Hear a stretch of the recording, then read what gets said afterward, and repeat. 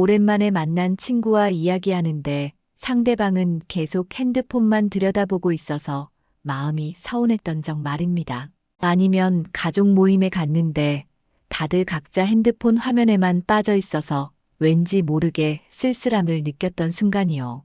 사실 핸드폰은 우리 시대의 거울과도 같습니다. 그 작은 화면을 어떻게 다루는지 보면 그 사람이 다른 사람을 어떻게 대하는지가 고스란히 드러나거든요.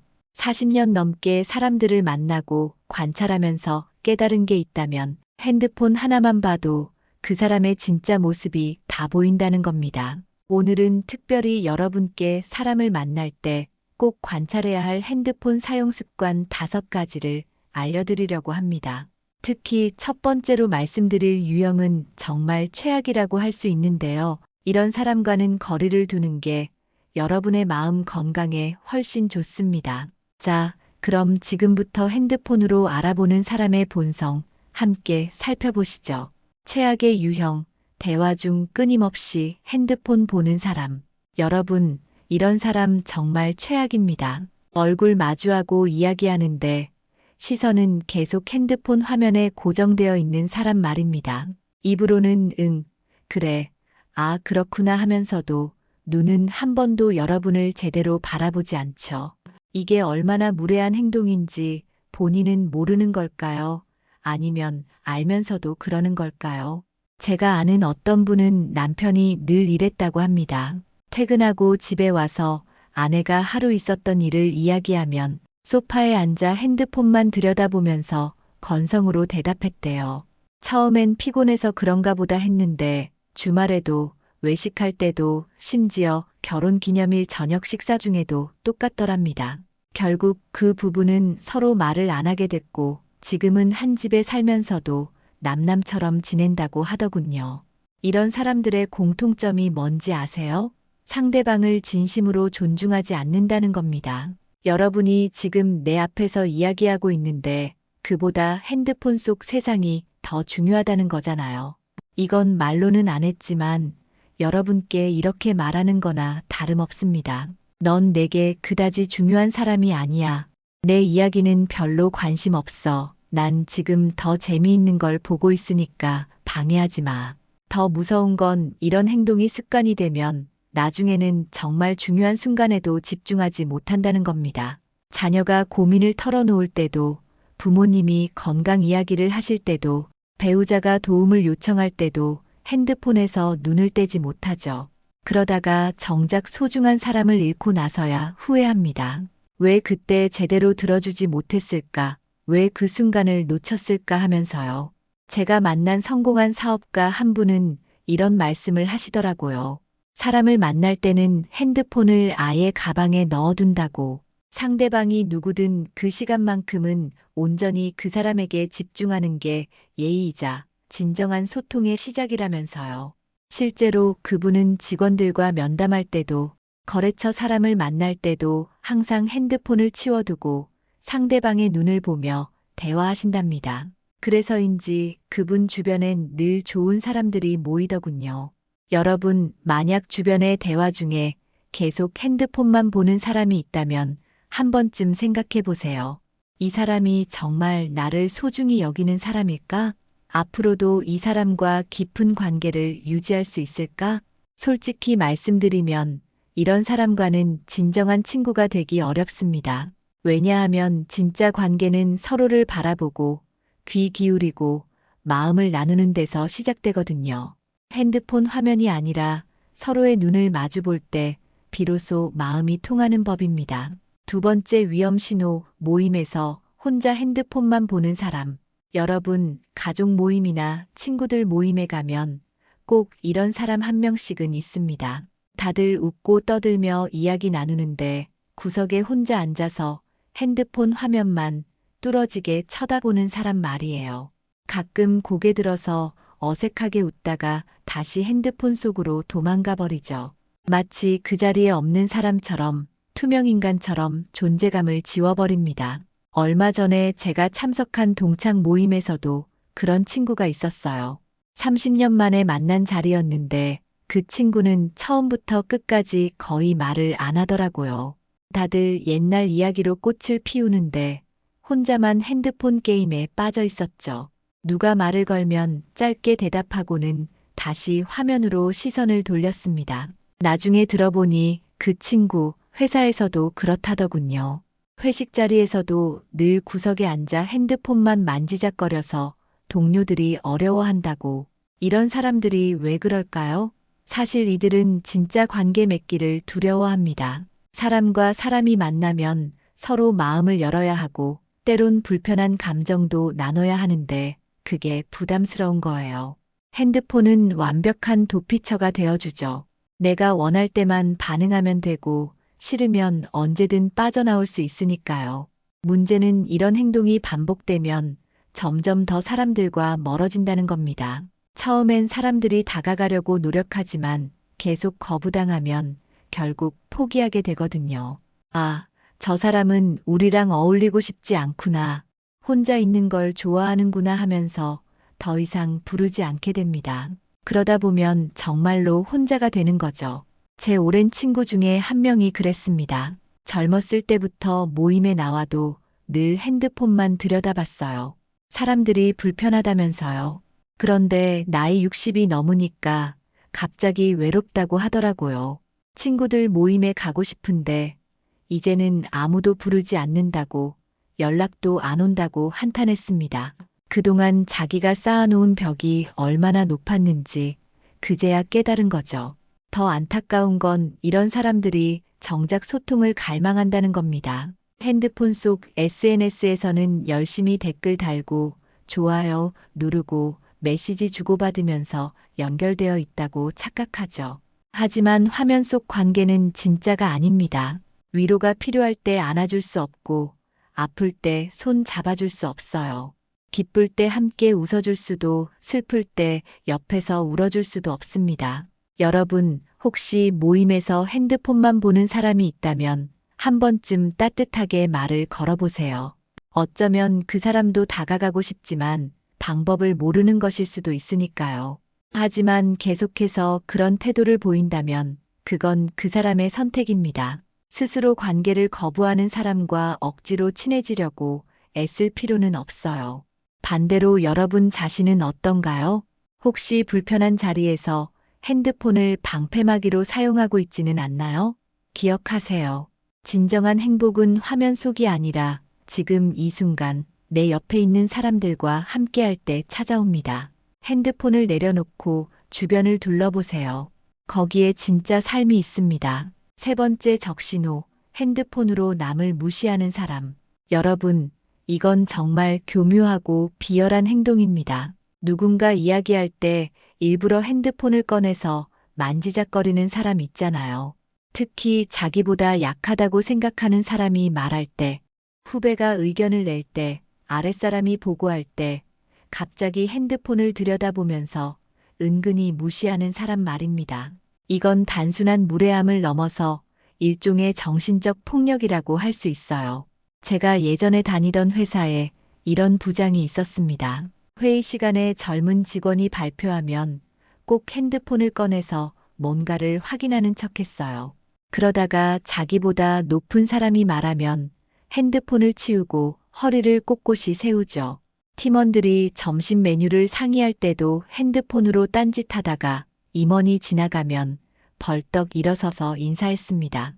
사람을 차별하는 게 너무 노골적이어서 보는 사람이 다 불편할 정도였어요. 이런 행동이 왜 위험한지 아세요? 겉으로는 아무 말 안 하면서도 상대방의 자존심을 짓밟기 때문입니다. 내 이야기는 들을 가치가 없어. 넌 내 관심을 받을 자격이 없어. 이렇게 무언으로 메시지를 전달하는 거죠. 말로 하는 모욕보다 더 잔인할 수 있습니다. 왜냐하면 피해자는 항의조차 하기 어렵거든요. 그냥 핸드폰 봤을 뿐인데 왜 그러냐고 발뺌하면 그만이니까요. 더 무서운 건 이런 사람들이 권력을 가졌을 때입니다. 작은 권력이라도 손에 쥐면 더욱 노골적으로 행동해요. 식당 종업원에게 주문하면서 핸드폰만 보고 택시기사님이 말 걸면 무시하고 마트 계산원 앞에서도 통화하느라 정신없죠. 자기보다 약한 위치에 있다고 판단되는 사람들은 모두 핸드폰보다 못한 존재로 취급합니다. 제 이웃에 사는 어르신 한 분이 이런 일을 겪으셨대요. 은행에 가서 직원에게 뭔가를 물어봤는데 그 직원이 대답하면서도 계속 핸드폰을 들여다봤다는 거예요.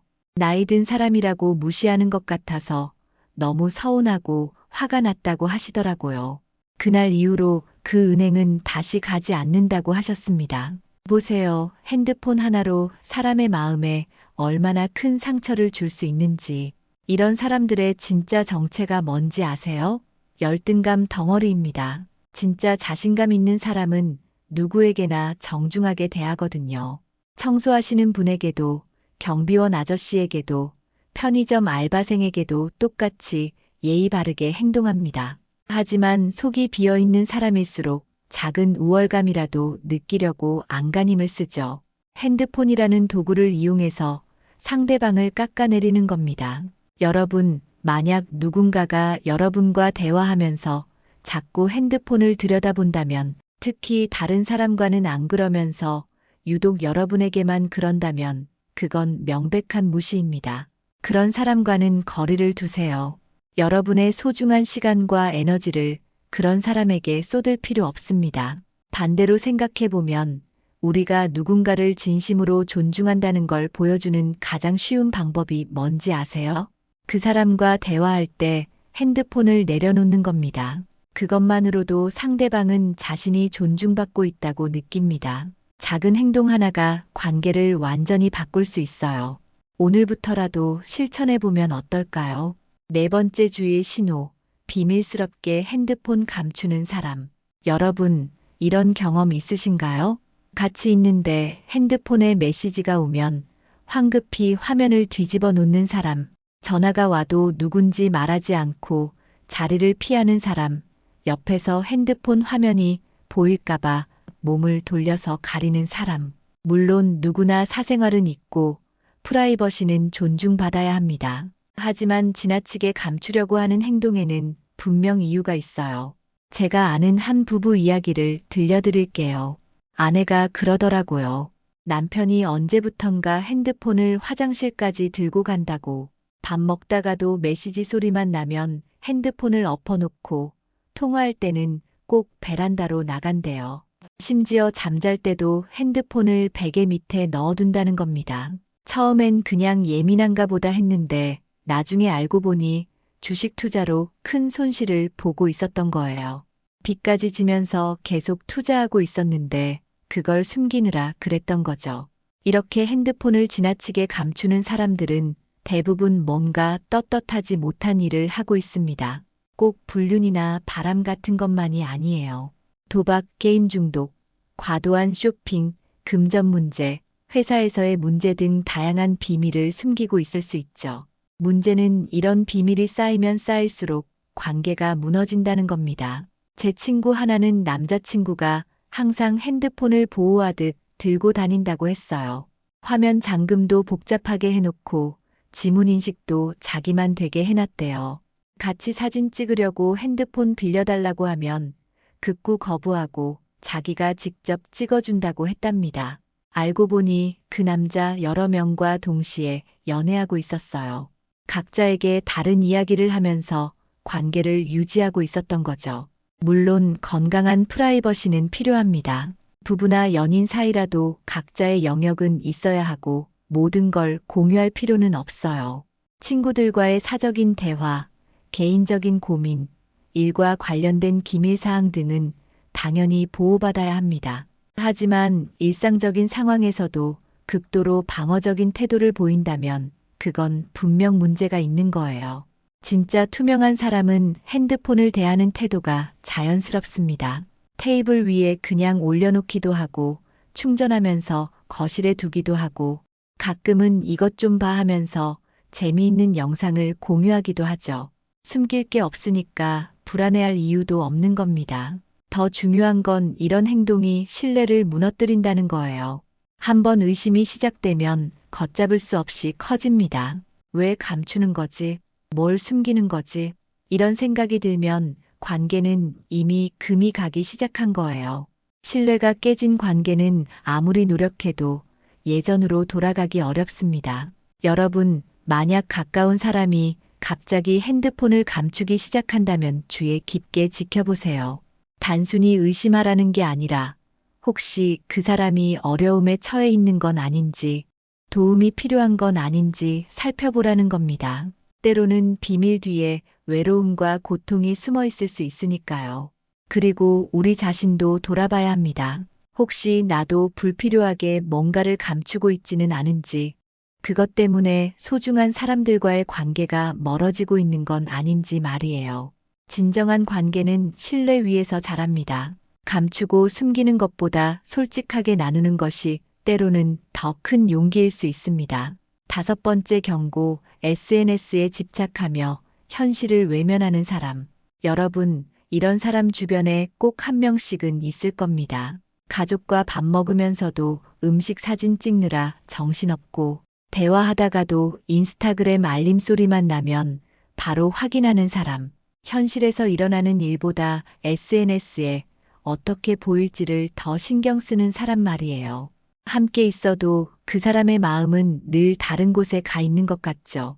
얼마 전 제가 목격한 일입니다. 카페에서 모녀가 마주 앉아 있었는데 딸은 어머니 생신이라면서 케이크를 준비했더라고요. 그런데 정작 축하는 안 하고 각도 맞춰가며 사진만 수십 장 찍는 거예요. 어머니가 초를 불려고 하니까 잠깐만요, 다시 한 번만요 하면서 계속 찍었습니다. 결국 초는 반쯤 녹아내렸고 어머니는 그냥 조용히 기다리고 계시더라고요. 그 표정이 어찌나 쓸쓸해 보이던지 보는 제 마음까지 아팠습니다. 이런 사람들은 진짜 순간보다 전시할 순간을 더 중요하게 생각합니다. 행복한 척, 사랑받는 척, 성공한 척 연기하느라 정작 진짜 행복은 놓치고 있죠. 친구들과 여행 가서도 풍경을 즐기기보다는 인생샷 찍기에 바쁘고 맛있는 음식을 먹으면서도 맛보다는 각도를 고민합니다. 온라인 세상의 좋아요와 댓글이 실제 삶의 만족감보다 더 중요한 거예요. 제 조카가 딱 그랬어요. 하루 종일 SNS만 들여다보면서 살았죠.